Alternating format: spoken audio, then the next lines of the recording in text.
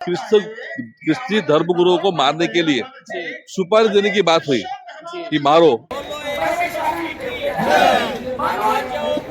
कोण धर्मांतरण करायला आला त्याला ज्याला ठोकून काढेल त्याला 5 लाख रुपये, दुसऱ्याला ठोकून काढेल त्याला 4 लाख रुपये, तिसऱ्याला ठोकून काढेल त्याला 3 लाख रुपये आणि ज्याला पूर्ण त्याचा सैराट करून टाकेल त्याला 11 लाख रुपए। देश भर में अल्पसंख्यक समाज खासकर माइनॉरिटीज के खिलाफ जिस तरह से अत्याचार, जिस तरह से उनके खिलाफ घटनाएं घट रही हैं, उसको लेकर के कहीं ना कहीं पहले से ही सवाल खड़े हो रहे थे। आपने देखा होगा कि मुस्लिम समाज पहले से ही विरोध प्रदर्शन कर रहा है अपने विभिन्न मांगों को लेकर के, वक्फ बोर्ड को लेकर के, वक्फ कानून जो पारित हुआ है उसके खिलाफ लगातार देश भर में कहीं ना कहीं विरोध प्रदर्शन कर रहा है। और इसी सिलसिले में आज क्रिश्चियन समाज भी मुंबई के आजाद मैदान में अपनी विभिन्न मांगों को लेकर के आक्रोश व्यक्त कर रहा है। एक नेता ने उनके समाज के खिलाफ विवादित बयान दिया है, जिसके खिलाफ आज यहाँ पर क्रिश्चियन बड़ी संख्या में क्रिश्चियन समाज इकट्ठा हुए। हम जानने की कोशिश करेंगे क्या कुछ मुद्दे हैं, क्या वजह रही कि जो समाज बहुत ही शांत था वो सड़कों पर उतरने पर विवश हुआ है। मैम, क्या कुछ मांगे हैं, क्या आप कहना चाहती हैं इस समय?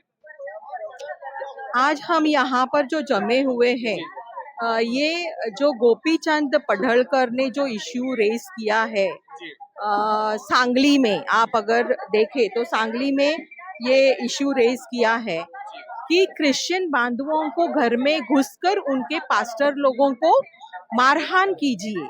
मतलब एक छोटे से, देखो मुद्दा कुछ और था, लेकिन वो मुद्दा पास्टर लोगों के ऊपर, क्रिश्चियन धर्मों के ऊपर थोपा गया है। वो मुद्दा नहीं है, वो क्रिश्चियन लोगों को बलि का बकरा बनाया गया है। ये सिर्फ एक मुद्दा है जैसे कि माइनॉरिटीज को कैसे हैरेस करने का। इस देश में माइनॉरिटीज जो लोग हैं, जो निचले दर्जे के, मतलब लो ग्रेड हम बोलते हैं, माइनॉरिटीज लो ग्रेड, बाकी के जो है वो हाई ग्रेड है। लेकिन हम ऐसे नहीं बोलते कि हम लो ग्रेड, हम इक्वालिज्म में चलते हैं। माइनॉरिटीज मुस्लिम्स हो, क्रिश्चियंस हो या सभी हो, लेकिन पडळकर ने जो इशू रेस किया है आज क्रिश्चियन के ऊपर कि उनको घर में घुस के मारो, 11 लाख देंगे, ये कैसा मुद्दा है? लेकिन उन्होंने मैम ऐसा क्यों कहा कि क्रिश्चियनों पर हमले करो, मारो? क्या वजह रही कि उन्होंने इस तरह के जो एक हिंसक बयान है उन्होंने? ये उनका हिंसक बयान उनको ही पता, उसके पीछे कौन है उनको ही पता, ये हमको पता नहीं है। बट ये विवाद भर महफिल में बोलना गलत बात है, क्योंकि ये कहीं ना कहीं आप लोगों को उकसा रहे हो कि ऐसे करो, हम आपको पैसे देंगे। आज देश गरीब हो रहा है और पैसे के लालच में हमारे जो यंग यूथ्स है वो करने को रेडी हो जाएंगे। उनको पता नहीं है कि कल इसका क्या नतीजा होगा। क्रिश्चियन लोगों को आज आप ऐसे धमकी दे रहे हो कि हम घर में घुस के इनको मारो, ये कैसा न्याय है? एक एमएलए को ये बातें शोभा देती है क्या? मैं बोलती हूँ, आप गवर्नमेंट में बैठे हो, ये बातें आपको शोभा देती है क्या? अभी जब विधानसभा में आप इस विषय पे, जब हम यहाँ लोग हर जगह, हर महाराष्ट्र में लोग इकट्ठा होने लगे तो आप डर गए और विषय बदली कर रहे हैं क्या? तो क्या बोल रहे हैं कि आदिवासियों की जमीन हड़प की है। मतलब आप विषय क्यों बदली कर रहे हो? आप विषय पर ही बात करो। हम विषय पर लड़ रहे हैं, हम किसी और चीज पे नहीं लड़ रहे हैं। हम जो विषय, आपने क्या बोला, हमारा संविधान ये नहीं बोलता, हमको संविधान का न्याय नहीं है क्या? न्याय नहीं मिलेगा? इस देश के हम निवासी है तो न्याय नहीं मिलेगा क्या?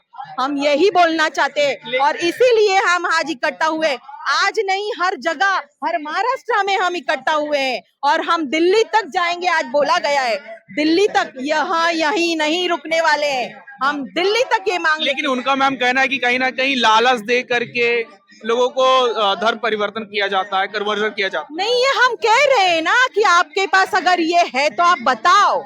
हमारे पास्टर लोग बोल रहे हैं अगर आपके पास ये है तो आप खुलासा करो, क्यों नहीं करते? और हमको हमारा संविधान का हक दिया है, हमारा संविधान ने हक दिया है कि हमको जो चाहिए वो हम लैंग्वेज, रिलीजन फॉलो कर सकते हैं। आज मैं क्रिश्चियन हूँ, मैं मंदिर भी जाती हूँ, मैं मस्जिद भी जाती हूँ। मैं ऐसे नहीं बोलती हूँ कि मैं क्रिश्चियन हूँ, मैं यहाँ नहीं जाऊंगी, वहां नहीं जाऊंगी। मैं देश के साथ खड़ी हूँ, देश के लोगों के साथ खड़ी हूँ। और हमारे राहुल गांधी जी जो चले हैं ना, उनके साथ हम कंधे से कंधा मिला के खड़े हैं। हमारे जो थॉमस सर है, हमारे बबन कामले जी है, हमारे बहनें हैं, उनके साथ हम देश के साथ कंधा मिला के खड़े हैं। हमारे क्रिश्चियन समाज के साथ हम कंधा मिला के बहुत कम समय पर देखा गया है कि क्रिश्चियन समाज विरोध प्रदर्शन करने पर सड़कों पर उतरा है।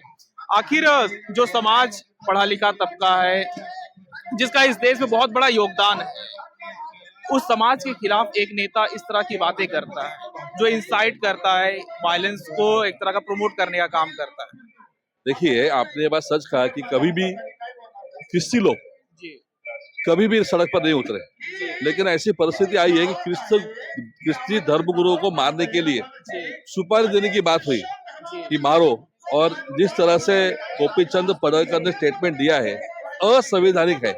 इसीलिए सारे क्रिश्चियन लोग आज सड़क पर उतरे हैं। ये दुर्दैव है बीजेपी गवर्नमेंट के लिए।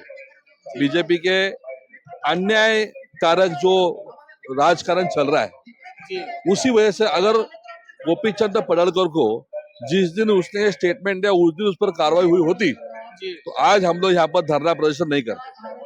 राइट, पहली बात तो उसका ये कहना है कि जबरदस्ती धर्मांतर होता है, ये होता नहीं है। धर्मांतर करने के लिए कानून है, कानून इस बात को इजाजत देता है कि आप धर्मांतर कर सकते हो, अपने धर्म का प्रचार और प्रसार कर सकते हो। लेकिन उसको नहीं समझ में आता है। वो गोपीचंद पडळकर का आपने इतिहास पढ़ा होगा तो उसका इस तरह से स्टेटमेंट आता रहता है। उसकी कोई संस्कृति नहीं है, उसको कोई ईमान नहीं है। वो एक पार्टी से दो पार्टी जाता है, दो पार्टी तीन पार्टी में जाता है।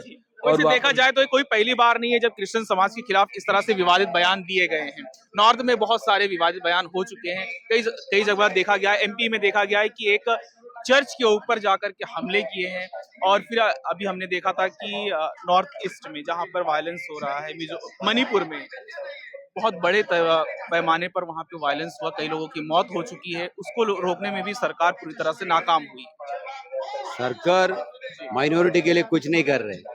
वो हमारा तरफ से हमको मालूम है, आपका तरफ से आपको भी मालूम है। तकलीफ यही है, क्रिश्चियन समाज का ऊपर क्यों अन्याय कर रहे हैं। वो आमदार का नाम लेने के लिए भी हम शर्म लगता है। वो आमदार ने पहले उसका हिस्ट्री देखेगा ना, बहुत सारे गलत काम किया। वो क्रिश्चियन समाज के ऊपर गलत काम के बारे में बात कर रहे हैं। तो उनका क्या अधिकार है? उनका बोला है चर्च तोड़ो। अगर इलीगल है चर्च तोड़ने का काम आमदार का काम नहीं है। वो इंडियन कॉन्स्टिट्यूशन का टच करके वो आमदार बना। वो सभा में शपथ कैसे होता है? उन्होंने ये सब करने के बाद लोगों को बोलता है आक्रमण करने के लिए। वो बोलता है कि डिवाइड करता है हिंदू और मुस्लिम और क्रिश्चियन। ऐसा हमारा सिस्टम ही नहीं है। तो उन्होंने जानबूझ के ऐसा डाल दिया। हम लोग वही तरफ से बात नहीं करते, उनको मालूम है। ये लोग आप देखो, इधर महत्वपूर्ण एक कार्यक्रम में आया, दुनिया भर के लोग इधर से लेके महाराष्ट्र के लोग क्यों आया? हम लोग कोई पब्लिसिटी ज्यादा नहीं दिया, दिल से सोच के आया। अगर मणिपुर में ऐसा हमला होने के बाद प्राइम मिनिस्टर उधर चला गया, नहीं गया। हमारा नेता राहुल जी ने उधर चला गया। वो तो कन्याकुमारी तक, कश्मीर तक उन्होंने काम किया। तो अभी तो रेनिंग है, बारिश का तरह हम लोग आपको बात करने के लिए रुका इधर। क्यों? ये मैसेज देने के लिए। उसका मतलब यही है, वो पडळकर ने हम बोला उसका नाम बोलने के हमको इंटरेस्ट नहीं है। उन्होंने किया उसका ऊपर आर्टिकल देखो, अभी 300 केस डाल सकता है, 302 वो भी डाल सकता है। अगर 25 इंडियन कॉन्स्टिट्यूशन हमें संविधान का राइट देता है, आपको किधर भी जाके आपका मीन्स कम्युनिटी के बारे में से बात कर सकता है, बराबर। वो क्यों ऐसा कर रहे हैं? अभी वो बोलते हैं धर्म के बारे में बात करें, कन्वर्शन का। अगर कन्वर्शन करने के जाता है, आप देखो क्रिश्चियन समाज का स्कूल कॉलेज है सब जगह पे। अगर ये पीछे देखेंगे तो उधर मीन्स सेंट जेवियर कॉलेज है। अब कितना लोग उधर पढ़ाई करता है। वो पढ़ाई होने के बाद इन लोग अभी क्रिश्चियन समाज का जोड़ने का काम कोई करता नहीं उधर। ऐसा करे तो क्रिश्चियन समाज आगे बढ़ने का जरूरी है ना। अभी आगे नहीं बढ़ता है, नीचे जा रहे दिन से।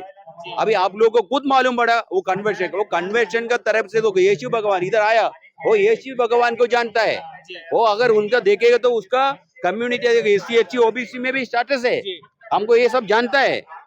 तो हम सब एक लोग ऐसे हम लोग है प्यार से बात करते हैं, प्रार्थना करने के टाइम देश के लिए प्रार्थना करते हैं, प्रधानमंत्री के लिए प्रार्थना करते हैं, दुनिया भर के आप ये दुश्मन को भी प्रार्थना करते हैं। एक सरकार उस नेता के खिलाफ अगर कोई कार्रवाई नहीं करती है तो आने वाले समय में क्रिश्चियन समाज क्या कदम उठाए? अभी आने वाले क्रिश्चियन समाज हम तो धरना आंदोलन करेंगे, रास्ते पे उतरेंगे, दिल्ली तक जाएंगे। हमारी मांग जब तक नहीं रुकेगी, जब तक सरकार उनके ऊपर एक्शन नहीं लेता है। और आपको खुद को पता होना चाहिए, जो हमसे सवाल करते हैं कि ये सरकार क्या कर रही है, ये सरकार क्या कर रही है, ये देश कहाँ लेके जा रही है, ये सभी जानते हैं। पर पता नहीं क्यों लोग बोलते नहीं है, क्यों लोग चुप है। वोटिंग के नाम पे भी जुमला हो रहा है, अच्छा, मशीन के नाम क्या पे आने जुमला वाले हो समय रहा में है। ये भी देख सकते हैं कि मुस्लिम समाज भी अपने कई मुद्दों को लेकर के विरोध प्रदर्शन कर रहा है, उसके कई लोगों को मॉब लिंचिंग कर दी जाती है और वक्फ बोर्ड को लेकर के भी लगातार विरोध प्रदर्शन कर रहा है। तो आने वाले समय में हम ये देख सकते हैं क्रिश्चियन, ईसाई और सिख सभी धर्म के लोग एक मंच पर आकर के सरकार के खिलाफ कोई मोर्चा खोल सकते हैं। खोल सकते हैं भैया, जबकि एक जात पर ही दबाव नहीं आ रहा है, हर माइनॉरिटी पे दबाव आ रहा है। तो कहीं ना कहीं सरकार ही हमको बोल रही है कि आप इकट्ठे हो जाओ और हमारे ऊपर धरना आंदोलन करो। ये उनका ही काम है, वो ही हमारे पास ऐसे करवा रहे हैं। हम ऐसे नहीं करने वाले, हम पीस मेकर्स है। हमको ये नहीं चाहिए। क्यों हमको आप तकलीफ देते हो, माइनॉरिटीज को क्यों तकलीफ देते हो? ओके, धन्यवाद मैम। तो ये थे क्रिश्चियन समाज के कई सारे लोग जो हमसे बात कर रहे थे, वो बता रहे थे कि किस तरह से हमारे ऊपर लगातार हमले हो रहे हैं। अगर सरकार पड़ल के खिलाफ कोई कार्रवाई नहीं करती है तो आने वाले समय में ये विरोध प्रदर्शन और उग्र होंगे। हमारे चैनल को ऐसे देखते रहे और चैनल को भी सब्सक्राइब करें और वीडियो को भी शेयर करें। धन्यवाद।